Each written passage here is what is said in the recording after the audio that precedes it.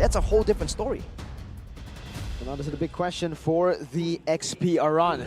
Benedetta, Paquito are his two comfort picks. Does he go for it?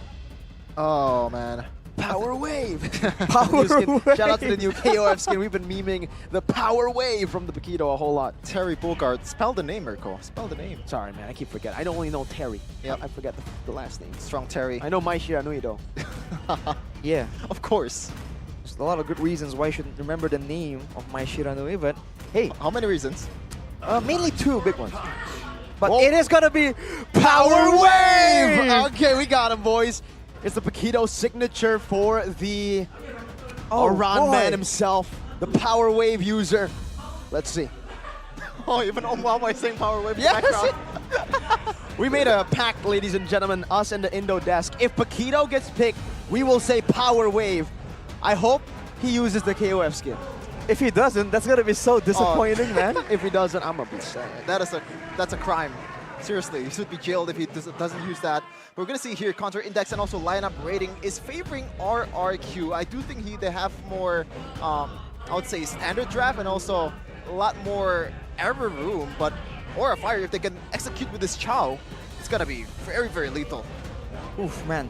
Paquito, I feel like makes things a bit more difficult because everyone else is crowd control. You can go Purify and be relatively safe. The Paquito brings in damage, so that's a bit more dangerous and a bit more direct, and you can't really deal with it with a Purify, so it kind of limits the effectiveness of your battle spell. Let's see though. 9th versus 2nd. It's RRQ versus Aura in game number 1 of MPL Indonesia Season 13, Week 6. Welcome to Mobile Here Legends. it is, folks. A run on the lethal ignition. Wow. To man standing on business.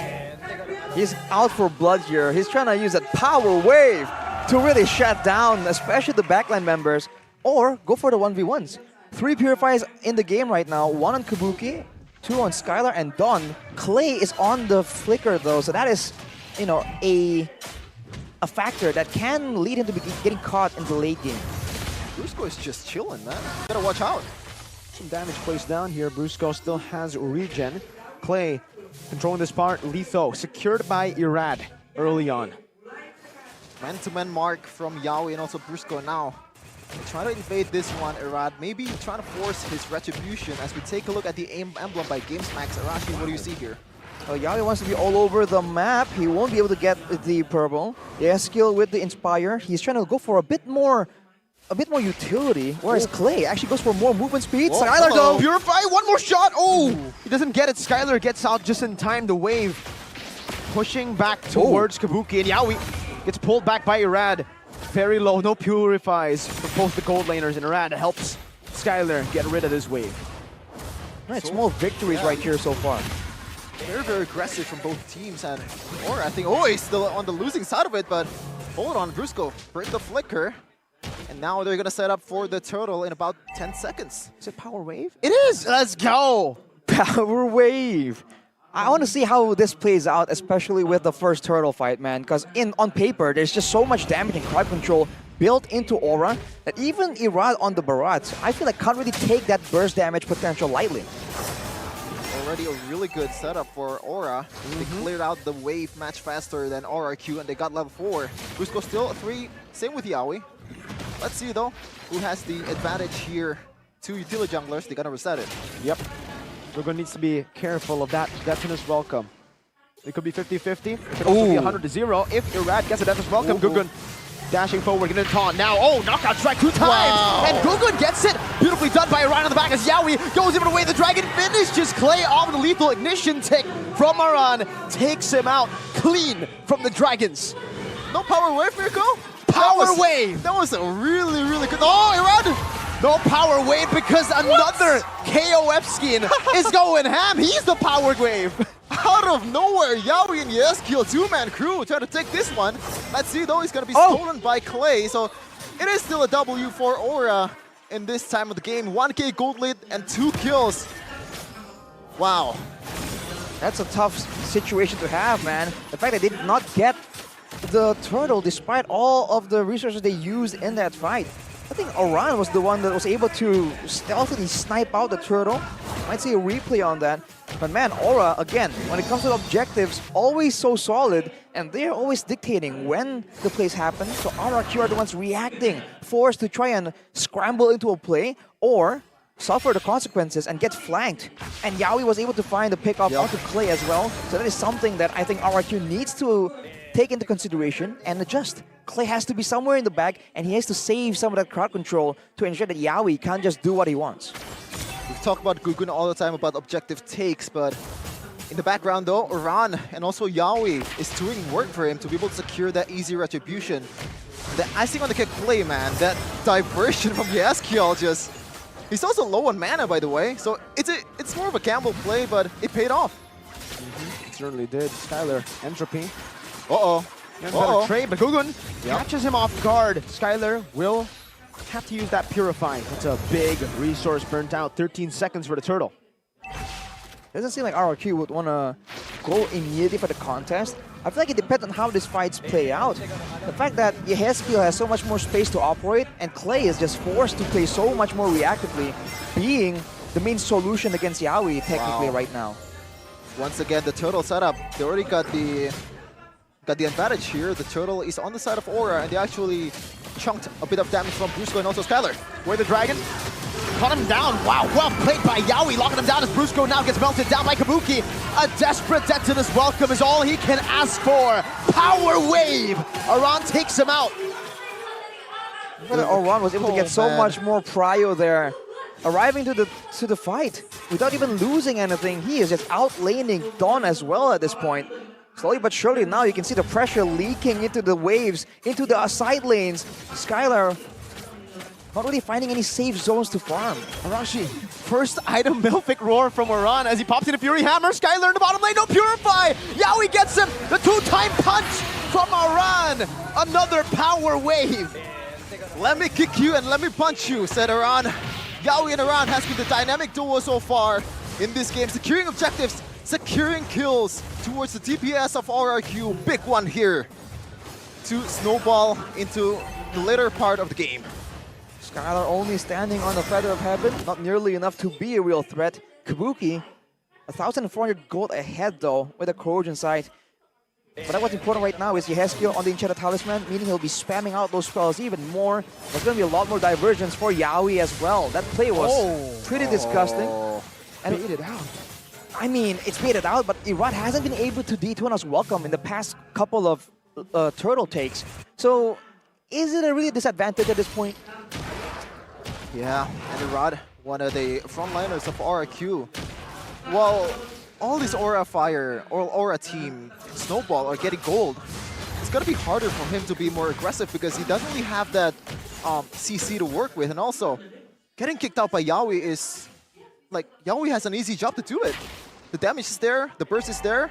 Now, how do you handle it in objective fight? Meanwhile, top lane though, wild charge. Possible trade here, but RRQ don't go for it.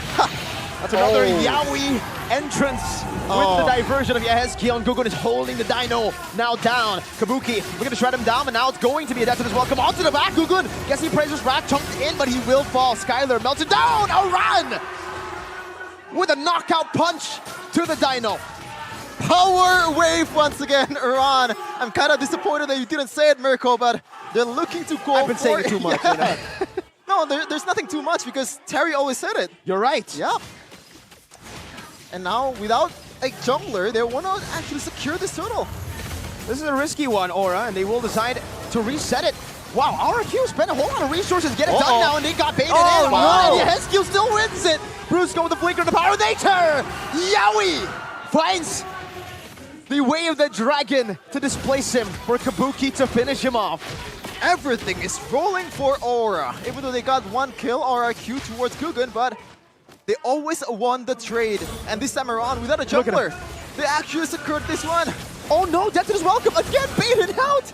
They're so scared of the damage potential of a run.